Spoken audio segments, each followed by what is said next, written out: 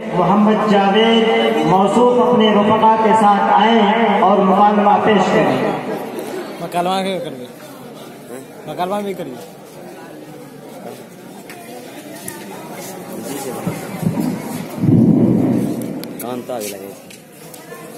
अस्सलामु अलैकुम व रहमतुल्लाहि व बरकातुहू। मोहतरम हाज़रीन, हम जिस मुआशरे में जिंदगी गुजार रहे हैं, आज वो मुख्तलिफ जराइम का गहवारा बन चुका है। आए दिन कत्ल, चोरी, डकैती, बदकारी और रिश्वत सदारी वगैरह के वाक़यात अखबारों की शहरिया बन रही है। ये वो जराइम है जिसने मुआशरे के चैन और सुकून और अमन व अमान को गारत करके रख दिया। हुकूमत वक्त इन जराइम की रोकथाम के लिए जिस कदर सारी कोशिशें करनी चाहिए वो नहीं हो रही है, जो इस बात का गम्माज़ है कि हमें इस जराइम को रोकने के लिए मजीद कुछ कर गुजरने की जरूरत है। इसी जरूरत को उजागर करने के लिए मदरसा दीनिया इरशादुल उलूम के तलबा आप हजरात के सामने एक मुकालमा पेश कर रहे हैं। तो आइए हम इस मुकालमे में दी गई इस्लामी तालीमात को दिल के कानों से सुनकर अपनी अमली जिंदगी में जगह दे और साथ ही ये भी देखे कि जराइम की रोकथाम के लिए बैनुल अक़वामी क़वानीन में इस्लामी क़वानीन किस कदर मुमताज और क़याम अमन व अमान के ज़ामिन है।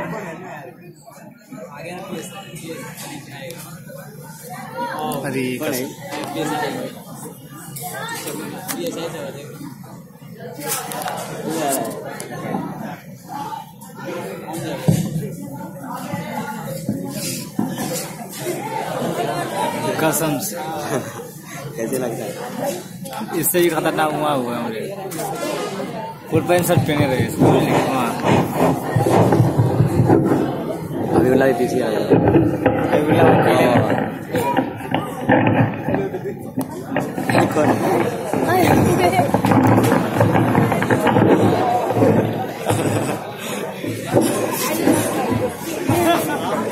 अल्लाह अल्लाह। अस्सलाम वालेकुम। वालेकुम सलाम।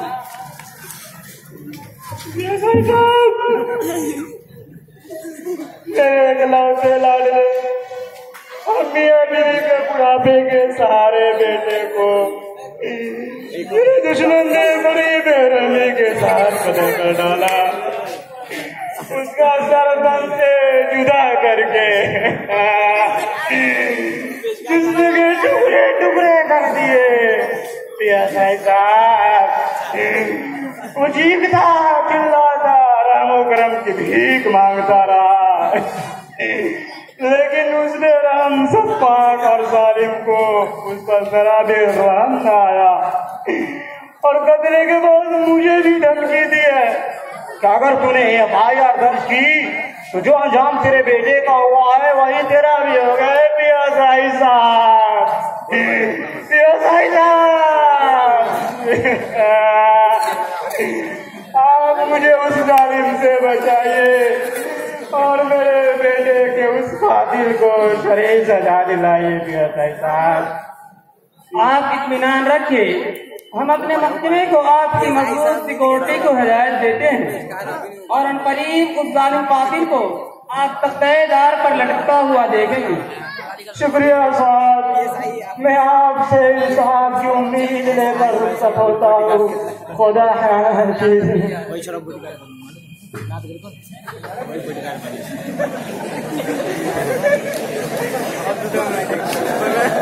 दौड़ने दौड़ने भाग गया।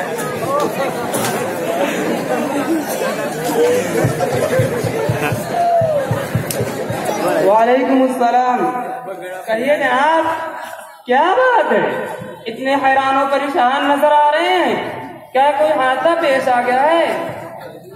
साहब, मैं दुनिया में मुझे गाने के काबिल भी ना रहा।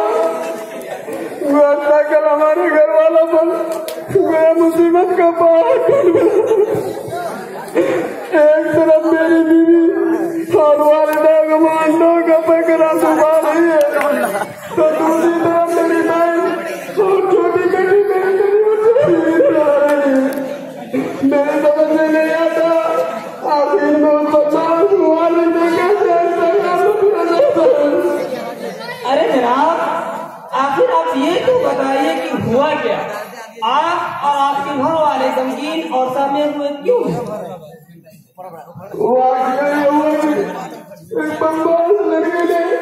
मेरी बड़ी बेटी के हुआ करके हमारे को पता चला जब लोगों ने बताया कि मजबूर गाड़ी लगी जिसमें से किसी लड़की किसी को पुकार के आवाज आ रही थी। लोग उसकी तलाश में निकले तो अपनी बड़ी बेटी को शहर के बाहर एक चौराहे के करीब उनके नहीं बनाना अस्पताल में आए नाटों से ट्रीटमेंट किया तो उसे आवाज आया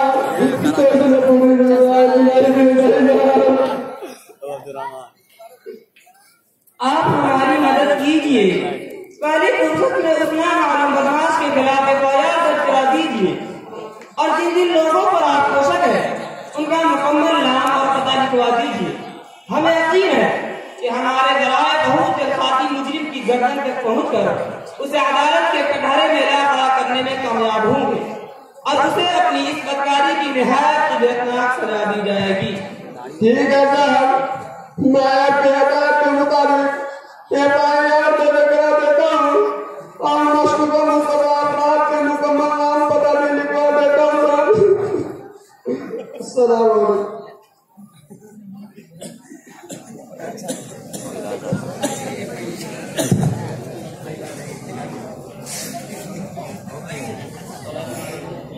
वालेकुम सलाम। साहब जी, रात हमारा घर क़यामत बर्पा हो गई। वो कैसे? क़यामत आने में तो अभी बहुत देर है और जब वो आएगी तो पूरी दुनिया पर आएगी, किसी खास फर्द या मकान पर नहीं। अरे साहब, आप मेरी बात और मेरे दर्द को समझ नहीं सके। क़यामत इस तरह बर्पा हो गई कि रात में ऐशा की नमाज पढ़कर घर आया। तमाम घर वाले मामूल के मुताबिक सो चुके थे, मैं भी जाकर सो गया। सुबह जब हम सब लोग नींद से बेदार हुए तो क्या देखा कि तिजोरी वाले कमरे का दरवाजा खुला पड़ा है। अंदर गए तो पैरों तले से जमीन खिसक गई। तिजोरी के जिस खाने में रकम और ज़ेवरात रखते थे उसे खोल कर देखा तो पता चला कि रकम और ज़ेवरात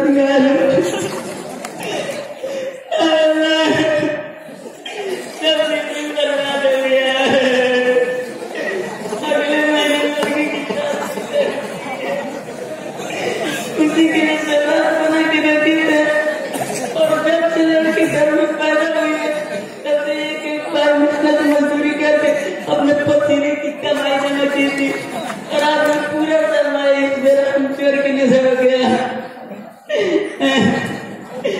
साहब, आपको खुदा का वास्ता है, आप इन मुजरिमों को पकड़कर रकम और ज़ेवरात हासिल करके मुझे वापस दिला दीजिए ताकि मैं अपनी लाडली बेटी का हाथ भी लेकर सकूं और इन जालिमों को उनके जुल्म की सब कुछ सजा दिलवाइए। देखिए भाई साहब, आप धीरज और इत्मीनान रखिए। जल्द ही मुजरिम गिरफ्तार होकर जेल की सलाखों के पीछे और रकम से आपके हाथों में होंगे। बस आप हमारे कामयाबी के लिए दुआ करते रहें। जी साहब, हम सब मिलकर आपके कामयाबी के लिए दुआ करेंगे। वालेकुम अस्सलाम।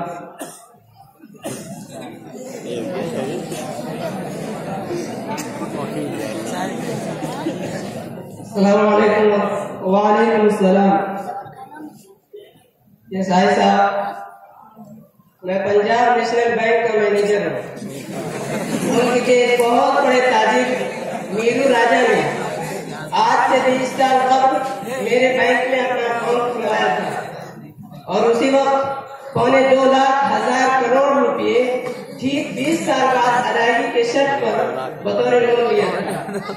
लेकिन जब 20 साल का अरसा मुकम्मल हुआ और कर्ज अदा करने का वक्त आया तो उनसे अदायगी का मुतालबा किया गया तो उन्होंने अब तक में उलझाया रखा।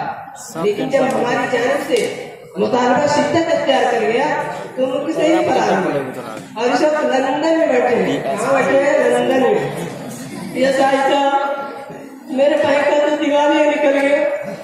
लोग लोगों को क्या वो दिखाऊं जिनसे उन साहब को कर दिया था। कुछ कीजिए, कुछ न कुछ जरूर कीजिए साहब। आपको ऐसे सरमायाकारों से होशियार होना चाहिए जिनकी जिंदगी ही काले धंधों में बसर होती है। खैर, आप तसल्ली रखें, आपका FIR हम दर्ज कर रहे हैं और सिक्योरिटी को हिदायत दे रहे हैं कि अगली समाअत में आपकी मुलजिम को हाजिर करे और उसी वक्त फैसला भी होगा। ठीक है साहब, हमें आपसे यही उम्मीद थी। वालेकुम अस्सलाम।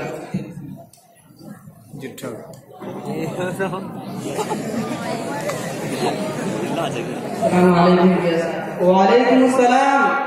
कहिए जनाब, कैसे आना हुआ? और ये तुम्हारे सर पर पट्टी कैसी? क्या ऑपरेशन थिएटर से फरार होकर आए हो?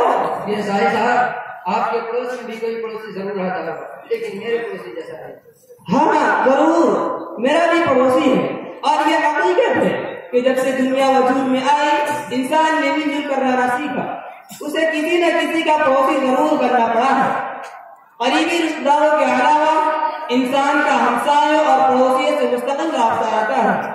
उसकी खुशगवारी और नाखुशगवारी का असर न सिर्फ जिंदगी के सुख चैन बल्कि अखलाक के बनाव बिगाड़ पर भी पड़ता है। इसीलिए कहा जाता है कि अच्छा पड़ोसी खुदा की रहमत होता है और बुरा पड़ोसी खुदा का आज़ाब। ये साहब, बस मेरा पड़ोसी भी खुदा का आज़ाब है। जब से मेरे बाजू में रहने के लिए आया है, आज तक क्या किसी ने मुँह बात नहीं की। हर वक्त बकवास करते रहता है, गाली गलौज करता रहता है। सुबह उठता हूँ तो गालियों की मजबूत बौछार कानून पड़ती है। शाम में ऑफिस से घर आता हूँ तो भी वही हाल। और जब रात को सोने का वक्त होता है तो जोर जोर से गाना बजाना लगता है और कभी समझाने के लिए जाऊँ तो बावले मेरे पत्थर उठाकर भिंगाने लगता है। ये साहब, आप मेरे सर पर जो पट्टी देख रहे हैं कि उसी सहमति पड़ोसी करम फरमाई है। आज सुबह नींद से उठनी माँ बहन की गालियां देने लग गया और जब उसे समझाने के लिए गया तो सुनना और समझना तो दरकिनार पत्थर उठाकर मार दिया। ये साहब, अब मैं इस रावी पड़ोसी से तंग आ चुका हूँ, जिसकी वजह से मोहल्ले के दूसरे नौजवान में शराब जारी बनते जा रहे हैं। कहीं ऐसा न हो कि पूरा मोहल्ला ही इसके साथ में आ जाए और माशरे का अमन तो बर्बाद हो जाए। इसलिए आप फौरन कार्रवाई करें। ठीक है, तुमने FIR दर्ज करा दिया। अब हम आज ही अपनी टपड़ी सी टीम को आपके मोहल्ले रवाना कर देंगे। अल्लाह से बहुत उम्मीद है कि वो आपके इस शराबी पड़ोसी और दीगर तमाम शराबियों के खिलाफ फर्द जुर्म आयद करके उन्हें 4 रजब की शाम तक अदालत आलिया में पेश कर देंगे और उन पर शदीद हद जारी कर दी जाएगी। शुक्रिया साहब, आप कानून के रखवाले और मुआशरे का फरमान के ज़ामिन हैं। मुझे कानून से इंसाफ की पूरी तवक्को है। वालेकुम अस्सलाम।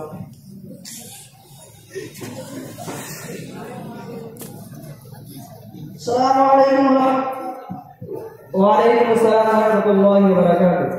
मैं एक सरकारी कामों के ठेके लेता हूँ। अभी कुछ रोज पहले मैंने गवर्नमेंट के PWD खाते का एक काम लिया, जिसमें मुझे 2 पुल तामीर करना है। मैंने पूरी अमानतों दयानत के साथ काम शुरू कर दिया। काम अल्हम्दुलिल्लाह मजबूत और मुस्तहकम है, जिसमें इस बात का खास ख्याल रखा गया कि कहीं कोई तकनीकी खराबी बाकी न रहे जिसकी वजह से लोग अपनी जान से हाथ धो बैठे। लेकिन काम से मुतालिक अफसरान बजाय इसके कि मेरी हौसला अफजाई करे, मेरी इमारतों दयानत की तारीफ करे, लेकिन मेरे पीछे हाथ होकर पड़े हुए हैं कि अगर तुमने ठेके की पूरी रकम में से 25% नहीं दी तो हम तुम्हारे इस काम पर साइन आउट नहीं करेंगे, बल्कि इतनी खामियां और कमजोरियां निकालेंगे कि कम अज कम तुम्हारी मौजूदा नस्ल तो इसका बिल पास नहीं करा सकेगी। लिहाजा प्रोग्राम के लिए खैर इसी में कि मकतूबा रकम अदा कर दो। फिर साहब, आपको पता है अगर 25 लाख रुपए उन्हें नहीं दिए जाए तो काम का म्यार बाकी नहीं रहेगा और ये दोनों पुल बहुत जल्द शिकस्त से बचा हो जाएंगे और नहीं मालूम कितने लोग अपनी जान गंवा बैठेंगे। मैंने इन ऑफिसरों के खिलाफ शिकायत दर्ज कराई तो वहाँ भी मायूस जवाब मिला कि ऑफिसर जितना मांगे खामोशी के साथ उतना दे दिया करो, वरना मुश्किलात में पड़ जाओगे। ऐसा लगता है कि एक हमाम मिलन की सब है। मेरे दोस्त ने मुझे मशवरा दिया कि मैं आपके पास पहुंचकर उन ऑफिसरों के खिलाफ FIR दर्ज करा दूं। आपका मुंसिफ होना, जालिमों और जागरों को बेहतर तरीके से निपटना आजकल बहुत चर्चे में है। मैं इंसान की उम्मीद लेकर आप तक पहुंचा हूँ, उम्मीद की आप मेरी मदद फरमाएं। जरूर, क्यों नहीं। शरीफों की मदद और रिश्वतखोरों की गोशमारी हमारा फर्ज है। हम आपकी हर तरह से मदद करेंगे और तहकीक तफ्तीश के बाद इन रिश्वतखोर मुजरिम ऑफिसरों और भ्रष्टाचारियों को आखिरी सलाखों के पीछे पहुंचाकर ही दम लेंगे। शुक्रिया साहब, मुझे आपसे यही उम्मीद थी।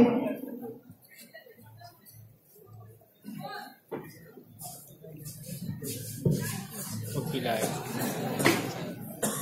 अदालत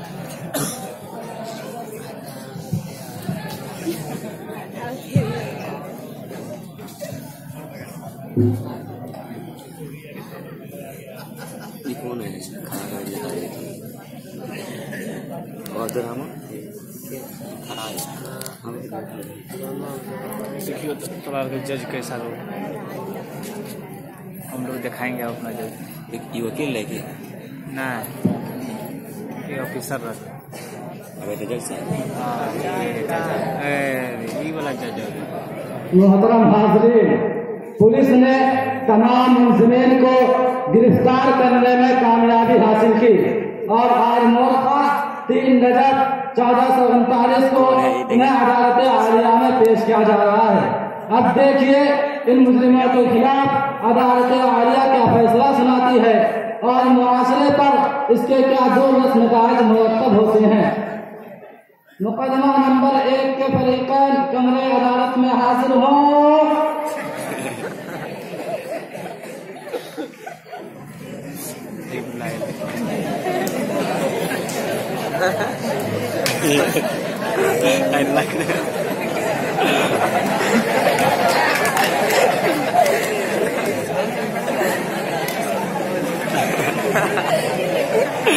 kata na ya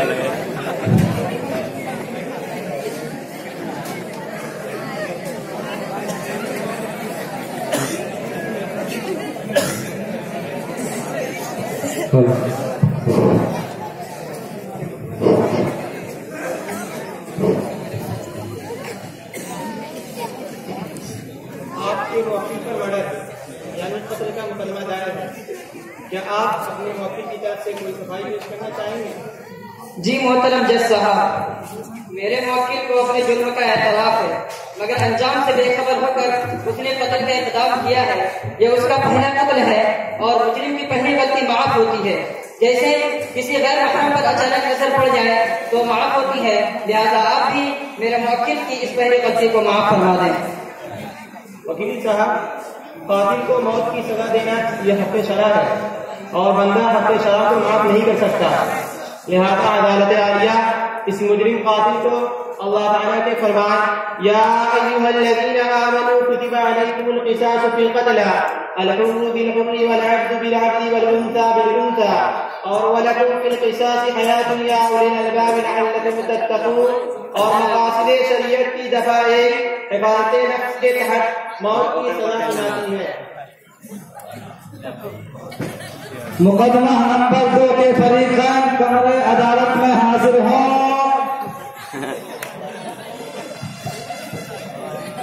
आगे की तरह का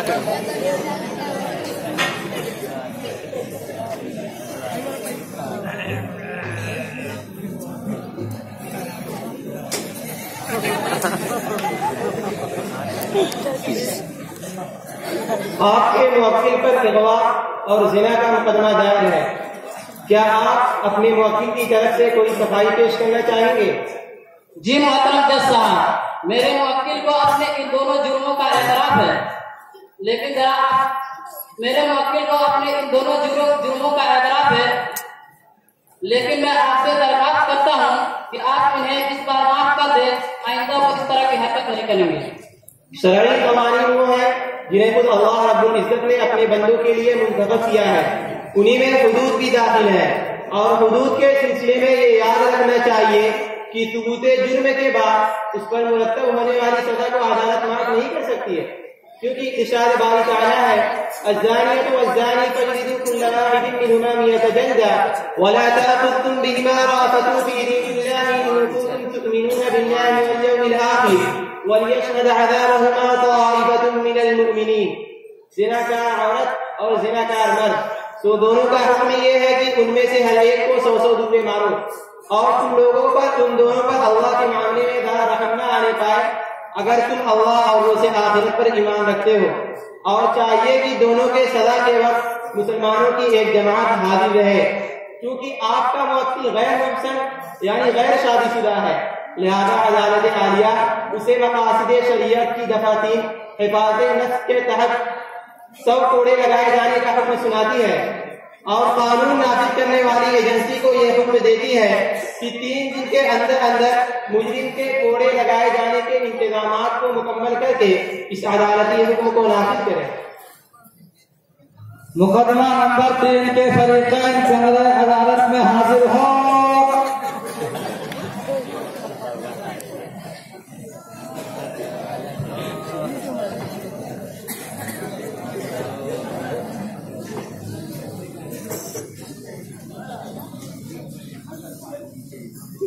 आपके वकील के खिलाफ चोरी का मुकदमा दर्ज है। क्या आप अपने वकील की तरफ से कोई सफाई पेश करना चाहेंगे? हाजत मोहतरम, मेरा वकील माली परेशानियों में घिरा हुआ था।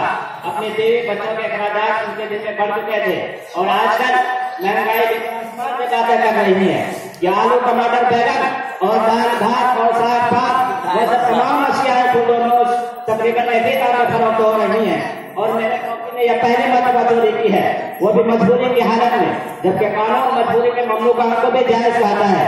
लिहाजा मैं आज आपसे दरखास्त करता हूँ कि उस पर हद शरई का न की जाए। मोहतरम जज साहब, वकील जैसा अदालत को गुमराह करने की कोशिश कर रहा है। उसके वकील के चोरी पहली बार नहीं बल्कि इससे पहले भी उसके खिलाफ चोरी के मुकदमा मकामी थाने में दर्ज है। ये अलग बात है कि मुजरिम आज तक कानून के गिरफ्त से बचता रहा। अगर आपको यकीन न हो तो आप मुताल्लिका थाने से इंक्वायरी करवा सकते हैं। नीज वकील जैसा का यह कहना कि उसके वकील ने चोरी मजबूरी में की और मजबूरी में मकरूह काम जायज होता है, दोनों बातें सरासर गलत है। इसलिए कि वकील अपनी चोरी में मजबूर नहीं बल्कि आगे मुजरिम है। नीज वकील जैसा किएगा कि मजबूरी में मकरूह काम जायज होता है तो मैं इन्हें मशवरा दूंगा कि ये कानून की तालीम दोबारा हासिल करें, क्योंकि कानून की दफा ज़रूरत तो भी मंजूरा जरूरतें ममनुआत को जायज कर देती है। इसका मतलब हरगिज़ ये नहीं कि मजबूर शख्स को दूसरे के जान माल के साथ खिलवाड़ करने की इजाजत है। जब कोई काम जरूरत जायज होता है तो बकदर जरूरत ही जायज होता है। हालांकि मुस्लिम ने मालिक के मकान के तमाम ज़रूरत और नकद रकम पर हाथ साफ किया है, लिहाजा अल्लाह ताला से दरख्वास्त है कि मुस्लिम को उसके जुर्म की कारवाई सजा दे। आपके वकील का चोर होना शरई शहादतों से साबित हो चुका है और चोरी का माल इसके निसाब सरका 2100 रुपये कीमत से कई गुना ज्यादा है।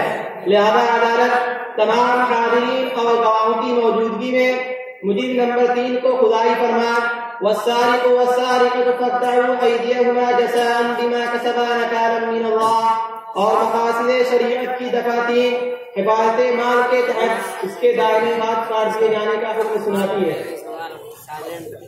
मुकदमा नंबर 4 के फरीकैन कमरे अदालत में हाजिर हो।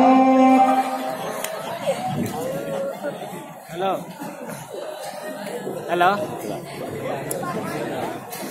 हेलो धीरे लगेगा कहाँ हो? कमरे में क्या कर रहे? आपके वकील के खिलाफ घोटाला का मुकदमा दर्ज है। क्या आप अपने वकील की तरफ से कोई सफाई पेश करना चाहेंगे? जी मोहतरम जज साहब, अपने वकील के बारे में मुझे इस बात का एतराज जरूर है कि उन्होंने बैंक से कर्ज लिया था, लेकिन उन पर कर्ज में लिए हुए पैसों के घोटाले का जो इल्जाम है मैं उसको नहीं मानता, क्योंकि वक्त पूरा हो जाने पर जब उनसे अदायगी का मुतालबा किया गया था तो उन्होंने सारी रकम को बैंक में जमा कर दिया था। उसकी रसीद भी मेरे पास मौजूद है, आप भी देख सकते हैं। रही बात मेरे वकील के सफर लंदन की, तो ये सफर फरार की वजह से नहीं बल्कि एक बिजनेस के सिलसिले में एक अहम मीटिंग में शिरकत मकसूद थी। मेरे शरीफ और दायनतदार वकील पर घोटाला और फरार का बेबुनियाद इल्जाम इसलिए लगाया गया है कि इनकी सरमायाकारी की बुनियादों को खोखला किया जा सके। फाजिल जज साहब, वकील के साथ हमारा गुनाह करने की कोशिश कर रहा है। इन्होंने हमारे वकील के बारे में साफ लफ्ज़ में कह दिया है कि इनके वकील ने पैसे बैंक में जमा कर दिए हैं और उसकी रसीद भी आपको पेश कर दी है। फाजिल जज साहब, इनकी जमा करके रसीद फर्जी है, क्योंकि बैंक में जमा करते वक्त जो रसीद जारी की जाती है उसमें मैनेजर की साइन होती है। फाजिल जज साहब, आप इस रसीद को दोबारा गहराई के साथ हमें डालिए, आपको मालूम हो जाएगा कि इसमें मैनेजर की साइन नहीं है, जिससे मालूम होता है कि इन्होंने पैसे बैंक में जमा नहीं किए हैं, क्योंकि अगर पैसे बैंक में जमा करते तो उसमें मैनेजर की साइन जरूर होती। बोला अभी नहीं है, उनके नहीं है क्या? यह अदालत वकील दफा की जानिब से पेश करदा कागजात और रसीदों को देखने नीज वकील इस्तिगासा की बहस को सुनने के बाद इस नतीजे पर पहुंची है कि ये कागजात और रसीदें वाक़िअतन फर्जी है, जिनसे इनका झूठ और पैसों की अदायगी से इनकार साबित हो रहा है। लिहाजा अदालत आलिया इस मुजरिम को अल्लाह ताला के फरमान वला तअकुलू अमवालकुम बैनकुम बिल बातिल व तुदलू बिहा इलल हुक्काम लितअकुलू फरीक़न मिन अमवालिन नास बिल इस्मि व अंतुम तअलमून और फिक़ह के इस ज़ाब्ते के तहत इन्ना अवाद-दैन फ़र्ज़ुन अलैहि युजबरु अला अदाइही फ़ी हाल हयातिही इला क़ौली लिअन्नहु युजबरु अला अदाइ-द-दैन बिल हब्स और मक़ासिद शरीयत की दफ़ा 4 दैन में अदायगी से इनकार के तहत मुजरिम की पूरी जायदाद को नीलाम करके कर्ज़खाओं के कर्ज की अदायगी का फैसला सुनाती है। मुकदमा नंबर 5 के फरीक़ैन कमरे अदालत में हाजिर हो।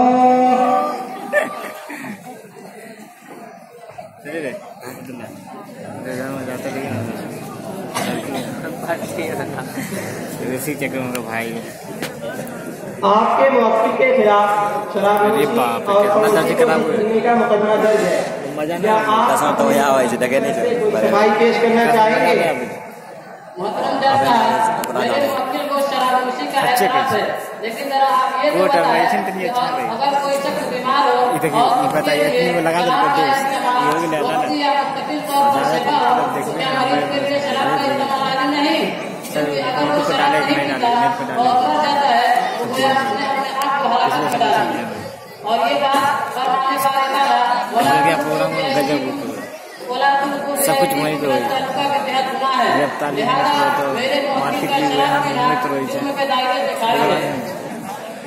बात पड़ोसी को दिक करने की, वो नशे की हालत में था और नशे की हालत में अकल ज़ाहिर हो जाती है और जिस इंसान की अकल ज़ाहिर हो वो मजनून कहलाता है और मजनून होता है जैसे कि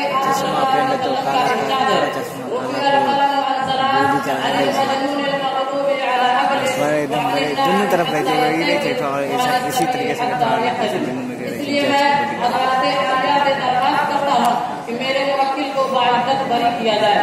मुहतरम जज साहब, वकील दफा का यह कहना कि उसका मुवक्किल बतौर ऐलान के शराबनोशी करता है बिल्कुल गलत है, बल्कि पूरा मोहल्ला इसका शाहिद है कि शराबनोशी की आदत से पहले मुवक्किल तवानाओं से हक़मंद था। शराब की लत और आदत ने उसे बीमार बनाया, लिहाजा उसे शराबनोशी और पड़ोसी को अधिक करने की सख्त सजा दी जाए। तमाम सबूतों और शवाहिद से यह बात साबित होगी कि आपका मुवक्किल शराब का आदी है, लिहाजा अदालत आलिया इस मुजरिम को अल्लाह ताला के फरमान या अय्युहल्लज़ीना आमनू इन्नमल खमरु वल मैसिरु वल अंसाबु वल अज़लामु रिजसुम मिन अमलि शैतानि फज्तनिबूहु लअल्लकुम तुफ्लिहून इन्नमा युरीदु शैतानु अन युक़िअ बैनकुमुल अदावत वल बग़दाअ फिल खमरि वल मैसिरि व यसुद्दकुम अन ज़िक्रिल्लाहि व अनिस सलाह फ़हल अंतुम मुंतहून और मक़ासिद शरीयत की दफ़ा 4 हिफ़ाज़त अक़ल के तहत 80 कोड़े लगाए जाने का हुक्म सुनाती है। मुकदमा नंबर 6 के फरीक़ैन कमरे अदालत में हाजिर हो। इसी बुलाया वही सब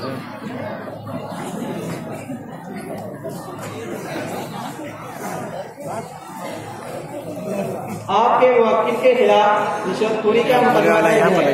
क्या आप अपने मुवक्किल की तरफ से कोई सफाई पेश करना चाहेंगे? जी हाँ, बहुत जज साहब, मेरे मुवक्किल को बच्चे अपने रिश्वतखोरी का इकरार है, मगर मैं इसके हवाले से अच्छी तरह वाकिफ हूँ। इस पर मैं अपने 8 बच्चों, बूढ़े माँ बाप और 2 बेवा बहनों की खर्चे की जिम्मेदारी है। मकान किराया का है, मजीद तमाम चीजों के दाम बढ़ चुके हैं, जिसकी मुतय्यना तनख्वाह में ये तमाम अखराजात पूरे नहीं होते, इसलिए इसकी रिश्वतखोरी का इल्जाम कानून के निसाब मसाल के मुताबिक जुर्म नहीं होना चाहिए। मैं अदालत आलिया से दरख्वास्त करता हूँ कि मेरे मुवक्किल के इस जुर्म पर कलमे अफ़ूफ़ैल किया जाए, नीज़ इसकी तनख्वाह में इजाफे का ऑर्डर किया जाए। फाजिल जज साहब, वकील दिफा की तमाम बातें गलत और बेबुनियाद है। इनके मुवक्किल के हाथ में सिर्फ 2 बच्चे हैं और माँ बाप तो कब के सफर आखिरत पर रवाना हो चुके हैं और 2 बहनें तो बेवा नहीं बल्कि अपने अपने शौहर घर खुशहाल जिंदगी गुजार रही है। इसी तरह मकान किराए का नहीं बल्कि खुद इसकी मिलकर का एक शानदार बंगला है जिसकी मालियत तकरीबन 2 करोड़ रुपये है। यह है वह तमाम का। फाजिल जज साहब न जाने इन जैसे कितने भोले भाले ईमानदार ठेकेदार से इस ऑफिसर ने जुल्मन और जबरन रिश्वत वसूल की होगी। इसके बावजूद वकील दिफा कानून के आंखों में धूल झोंक कर अपने मुवक्किल को सजा से बचाना चाहता है। इनके मुवक्किल चूंकि अपने जुर्म का इकरार कर चुका है, लिहाजा अदालत आलिया को चाहिए कि मुजरिम को जल्द अज जल्द रिश्वतखोरी के मामले में सजा दे। तमाम सबूतों की रोशनी में और वकील इस्तिगासा के बयान से ये बात साबित हो चुकी कि आपका मुवक्किल रिश्वतखोरी करप्शन का मुजरिम है। लिहाजा अदालत आलिया उस मुजरिम को आप सल्लल्लाहु अलैहि वसल्लम के फरमान अर्राशी वल मुर्तशी किलाहुमा फिन्नारी और मकासिद शरीयत की दफा 4 हिफाजत माल के तहत मुजरिम को उसकी मुलाजमत से बरतरफ करने और जिन जिन अफराद से रिश्वत की रकम ली है वो उन्हें लौटाने का हुक्म सुनाती है। ये अदालत बर्खास्त होती है।